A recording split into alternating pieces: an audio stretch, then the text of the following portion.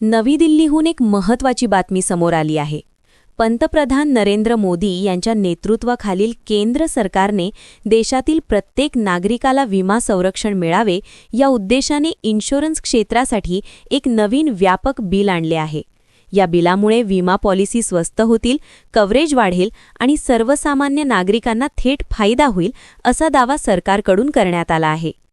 अर्थ मंत्रालयाच्या सूत्रांनुसार या नव्या कायद्यामुळे इन्शुरन्स सेक्टरमध्ये मोठे बदल होणार आहेत.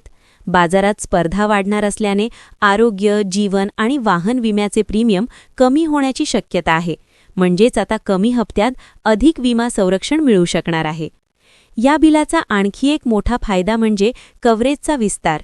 कमी प्रीमियममध्ये अधिक व्यापक संरक्षण देण्याची मुभा कंपन्यांना मिळणार असून प्रत्येक नागरिकाला किमान मूलभूत विमा संरक्षण मिळावे यासाठी सरकार विशेष योजना लागू करू शकते. क्लेम सेटलमेंट प्रक्रियेतही मोठा बदल अपेक्षित आहे.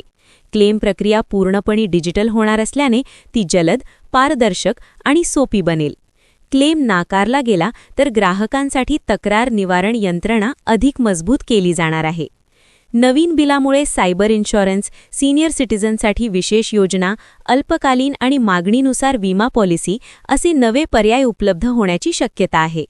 यासोबतच विमा एजंट्सवर अधिक जबाबदारी टाकण्यात येणार असून पॉलिसीच्या सर्व अटी व नियम ग्राहकांना स्पष्टपणे सांगणे बंधनकारक असेल. ग्रामीण आणि दुर्गम भागात विम्याची पोहोच वाढवण्यावरही या बिलात भर देण्यात आला आहे. कृषी आणि पशुधन विमा योजनांना अधिक बळ मिळणार असून शेतकऱ्यांसाठी हा निर्णय महत्त्वाचा ठरणार आहे. महिलांसाठी विशेष सवलतीच्या पॉलिसी तसेच पेन्शन आणि निवृत्तीनंतरच्या सुरक्षिततेसाठी नव्या योजना आणल्या जाण्याची शक्यता आहे. विमा खरेदीची प्रक्रिया पूर्णपणे ऑनलाईन आणि कागदविरहित होणार असल्याने नागरिकांचा वेळ आणि त्रास वाचणार आहे. नियमांचं उल्लंघन करणाऱ्या कंपन्या आणि एजंट्सवर कडक दंडात्मक कारवाईची तरतूद करण्यात आल्यामुळे ग्राहकांचे हित अधिक सुरक्षित राहणार आहे.